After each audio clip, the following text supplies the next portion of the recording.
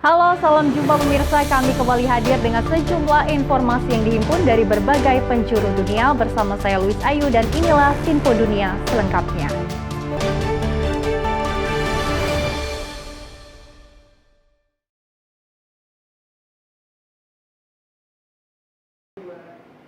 Kita awali informasi yang pertama pemirsa usai pembebasan penari balet Amerika Serikat yang ditahan di Rusia karena memberi bantuan logistik ke Ukraina beberapa waktu lalu. Presiden Donald Trump menyambut haru soal ini, di mana kedepannya Trump tengah meninjau kesepakatan relatif baik terhadap Rusia dan juga Ukraina untuk mempercepat penyelesaian perang.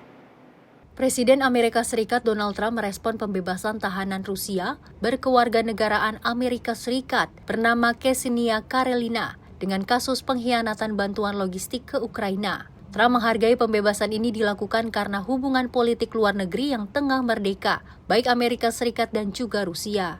Dengan ini Trump pun tengah mengkaji kesepakatan relatif dengan Rusia dan Ukraina sebagai bentuk dukungan penyelesaian perang. And I think we're making progress. I appreciate the ballerina who was released. It was at the request of a very good friend of all of ours, actually. Dana White called me and he said it's the friend or the relationship of one of the fighters for UFC or one of the fighters.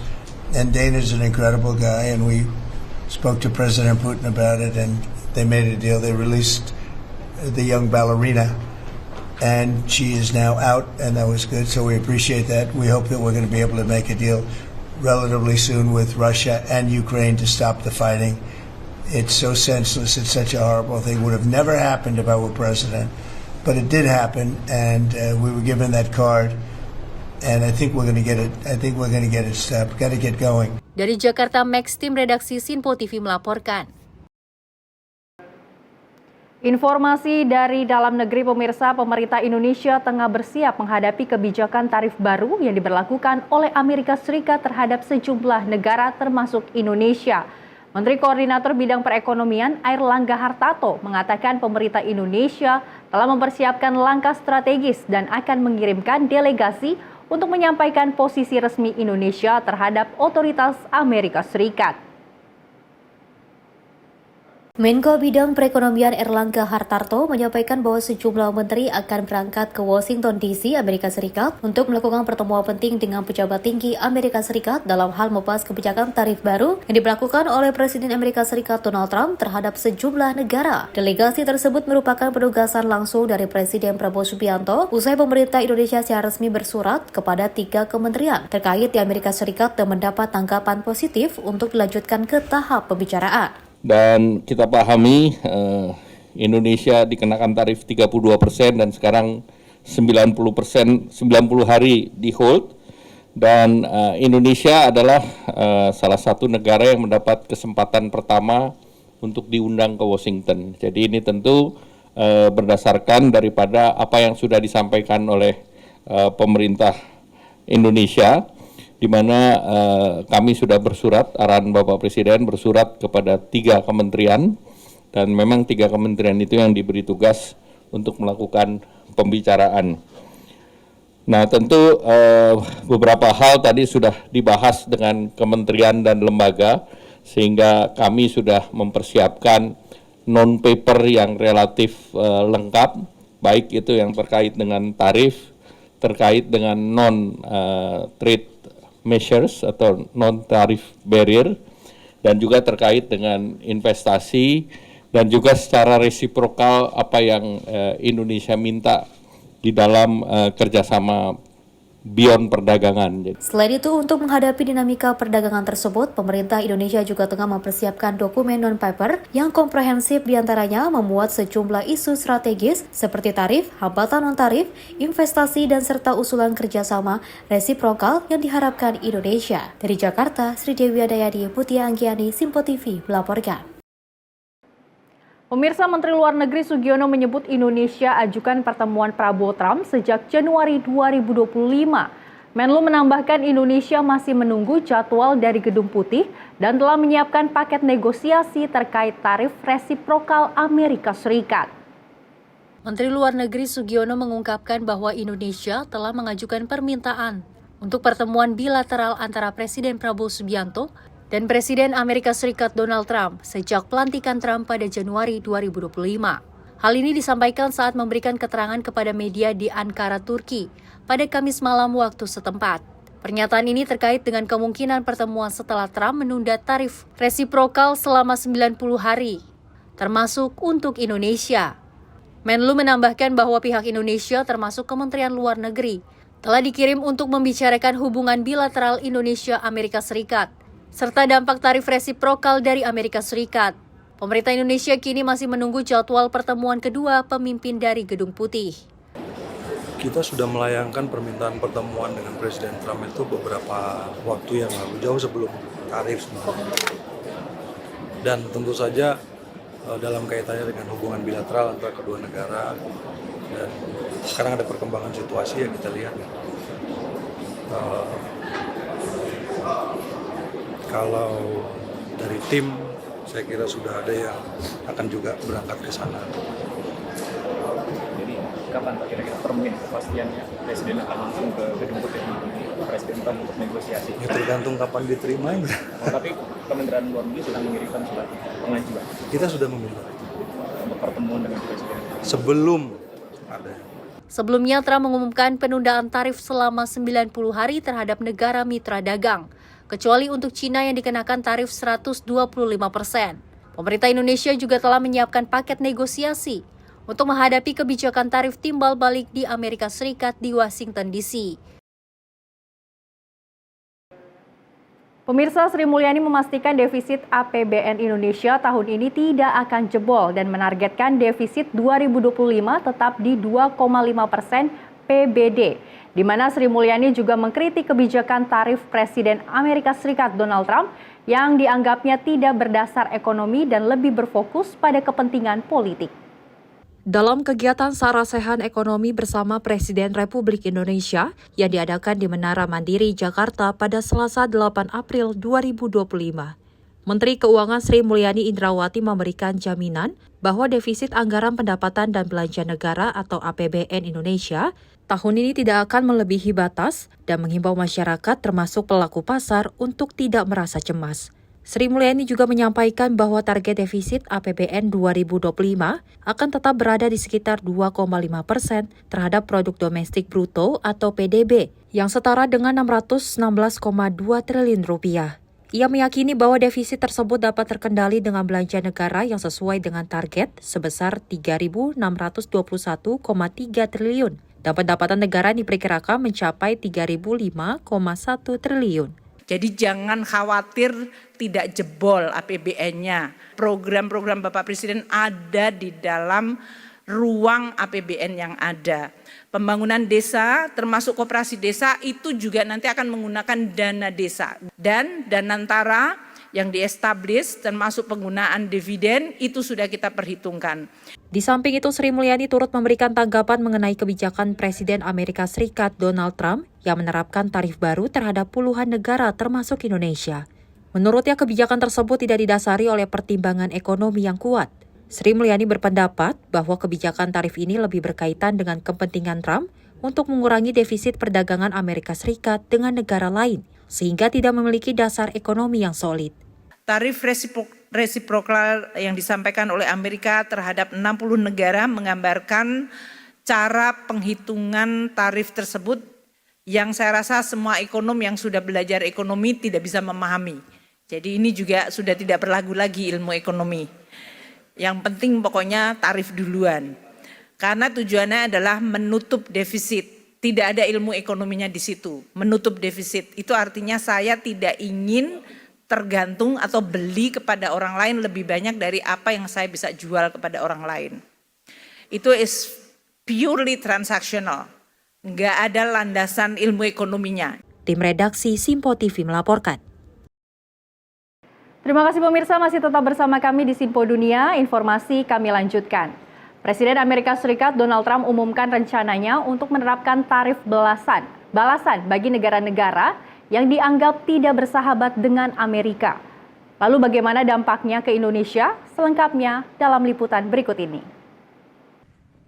Presiden AS Donald Trump umumkan rencana penetapan reciprocal tariff atau tarif timbal balik ke negara-negara yang mengenakan bea masuk bagi produk AS. For purposes of fairness, that I will charge a reciprocal tariff, meaning whatever countries charge the United States of America, we will charge them, no more, no less. In other words, they charge us a tax or tariff, and we charge them the exact same tax or tariff. Very simple.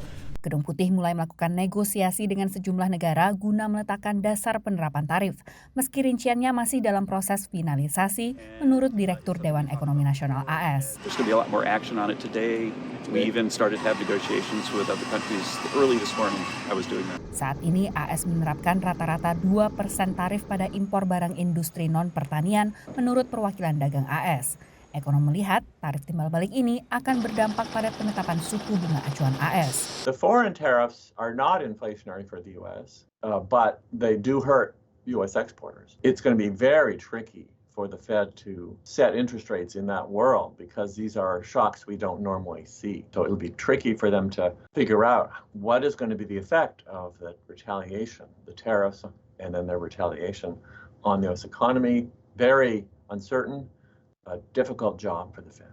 Memo Presiden ini bersifat tak mengikat dan butuh riset serta negosiasi lanjutan sebelum diimplementasikan. Belum ada jadwal pasti kapan tarif akan resmi diberlakukan. Sebelumnya, Trump umumkan keputusan untuk menetapkan tarif 25% untuk semua impor produk baja dan aluminium yang akan dimulai pada bulan Maret. Tarif ini akan berdampak pada pemasok baja utama Amerika Serikat seperti Kanada, juga Brasil, Meksiko, Korea Selatan, dan juga Jerman. Kanada juga mengekspor aluminium ke pasar Amerika. Analis menilai rencana tarif timbal balik ini akan bisa jadi pisau bermata dua bagi Amerika Serikat. Pada akhirnya negara-negara berkembang ini bisa jadi ke another scenario, bukan tarifnya turun, malah higher tariff terhadap Amerika Serikat dan secara diskriminatif ya, tapi kemudian mengundang China untuk masuk gitu kan, karena mereka melihat bahwa ya China merupakan sejawatnya yang juga sama-sama diberikan ancaman dagang ya oleh Trump. Di sisi lain, gaya kepemimpinan Trump yang dinilai lebih transaksional akan bisa jadi peluang bagi Indonesia. Karena kan gayanya Trump adalah gaya bilateral, bukan multilateral ya. Pastinya Indonesia pasti juga akan mendapatkan peluang untuk kemudian didekati juga ya, baik itu dari sisi POV yang negatif maupun positif. Defisit perdagangan AS dengan Indonesia mencapai 17,9 miliar dolar pada tahun 2024, meningkat 5,4% dibanding tahun 2023, menurut perwakilan dagang AS. KBRI Washington menyatakan pemerintah Indonesia dan AS terus melakukan pembahasan untuk meningkatkan perdagangan dua arah antara kedua negara. Dari Washington DC, Virginia Gunawan dan tim VOA. Informasi lainnya, pemirsa, Presiden Amerika Serikat Donald Trump menandatangani instruksi Presiden pada Senin 10 Februari lalu, di mana melarang pemerintah federal menggunakan sedotan kertas. Kebijakan ini membatalkan ambisi pemerintah sebelumnya untuk beralih ke kemasan bebas plastik. Presiden Donald Trump tanda tangani instruksi Presiden yang mendukung pemakaian sedotan plastik 10 Februari lalu. Ini berkebalikan dari upaya pemerintahan sebelumnya untuk mulai kurangi sampah plastik. We're going back to plastic straws. These things don't work. I've had them many times, and on occasion they break, they explode. If something's hot, they don't last very long, like a matter of minutes, sometimes a matter of seconds. It's a ridiculous situation. So we're going back to plastic straws. I think it's okay. Impres ini dapatkan beragam reaksi.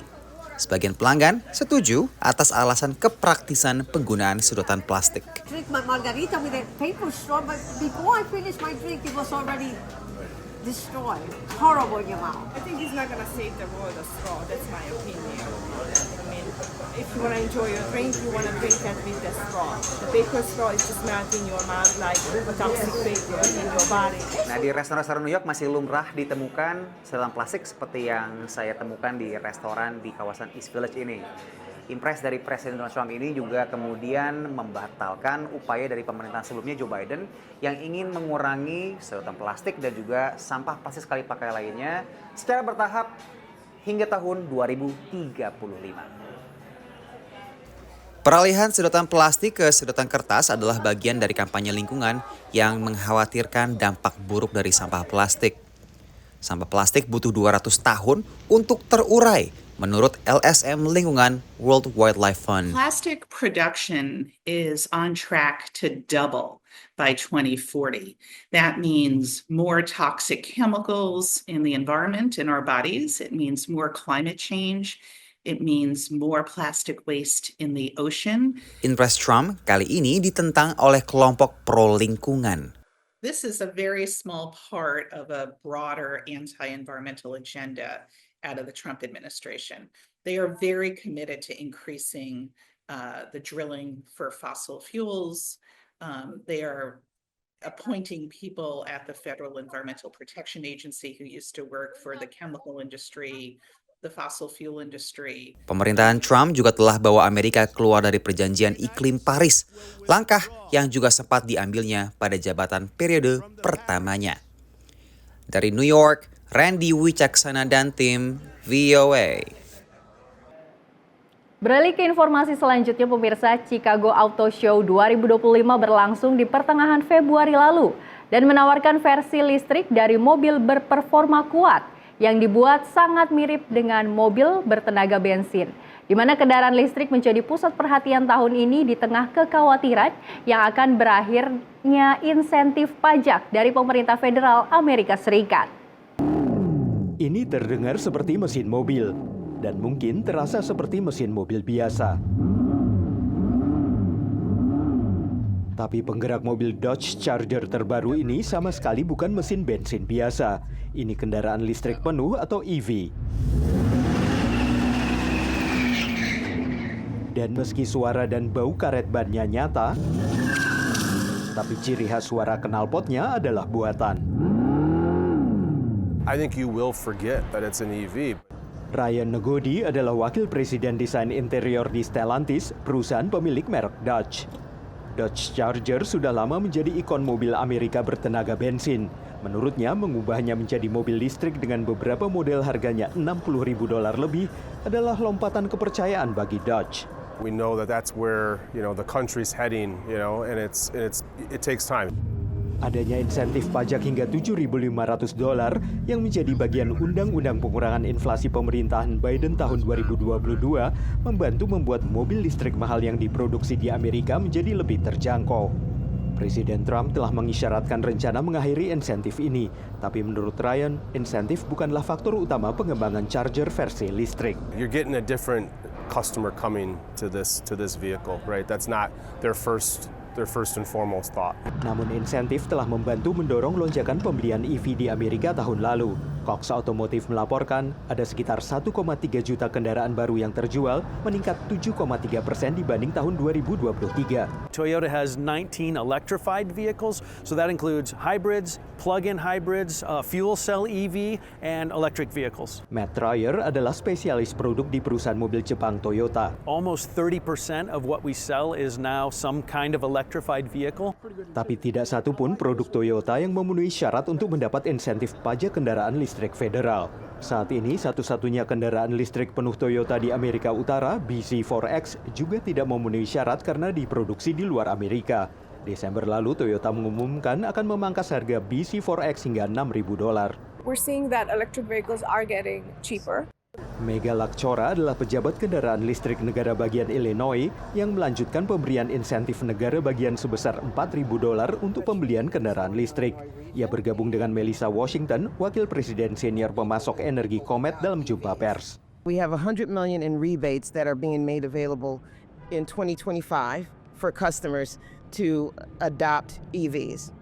And that's going to be for all customers, our residential customers, our commercial customers, and public sector customers.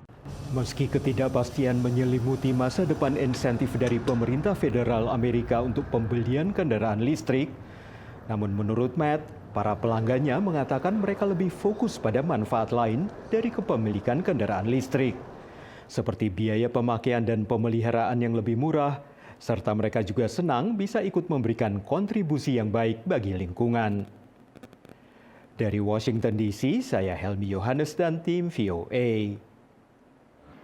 Dan pemirsa, informasi tadi sekaligus menutup perjumpaan kita pada edisi kali ini. Tetap saksikan Simpo Dunia hanya di Simpo TV. Saya Luisa Ayu mewakili kerabat kerja yang bertugas pamit. Terima kasih dan sampai jumpa.